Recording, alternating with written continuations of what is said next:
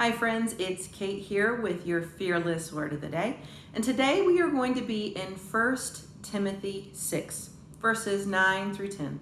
Let's jump right on in. This is what it says.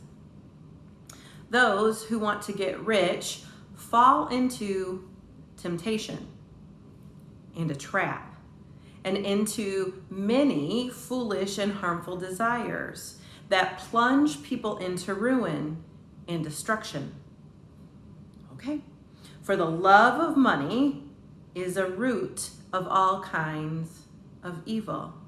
Some people eager for money have wandered from faith and have pierced themselves with many griefs.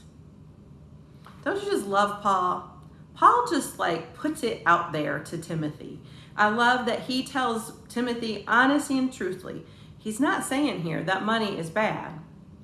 He actually says to Timothy this: for the love of money is a root of all kinds of evil. What Paul wants Timothy, and actually wants us to realize, is that money is a tool. It's a tool that we get to steward, but it shouldn't be the thing that becomes our master. Shouldn't be the thing that becomes our heart's desire. So when it becomes our heart's desire, it becomes the thing that we put before our King. And our King Jesus, our Lord God, is our master. And we are meant to keep our eyes on God so that we don't stumble, so we don't trip.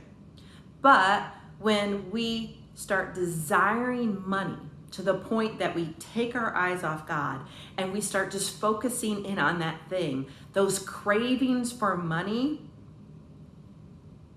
takes our eyes off the path and actually sets us up to fail, to actually fall into a trap, to actually get sunk, and we become mastered by that thing that we're coveting or desiring or craving.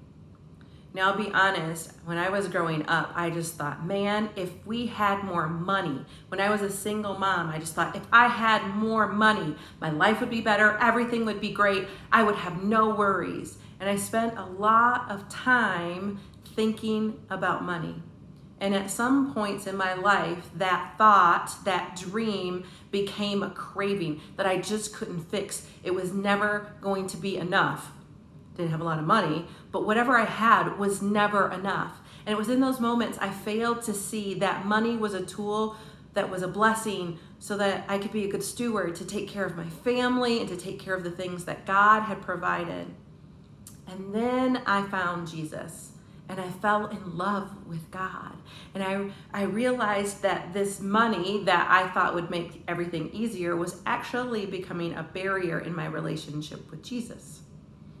Money wasn't going to make me happy, but man, my relationship with God could fill all of the needs that I had.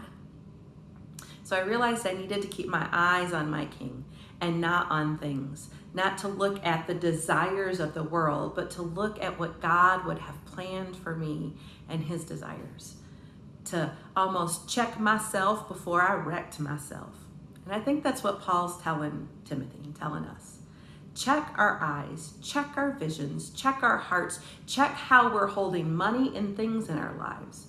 Are we placing it on the throne, or are we keeping Jesus on the throne so that we can keep our eyes on Jesus in the places that we go, so that we don't fall in the trap, so we don't fall into temptation, so that we fall in line to have the best life, so that we can not only survive, but we can thrive. Well, friends, I don't know where you find yourself this week, but I am praying for you that you would keep your eyes on Jesus, that you would check the cravings of your heart. I'd love to see you come out to church this weekend as we cover the 10th commandment and desires and coveting. And we remember that Jesus has given us a way to keep our eyes on him so that we can truly thrive and survive. Well, friends, I hope you have a fantastic weekend. This is Kate with your Fearless Word of the Day. Bye.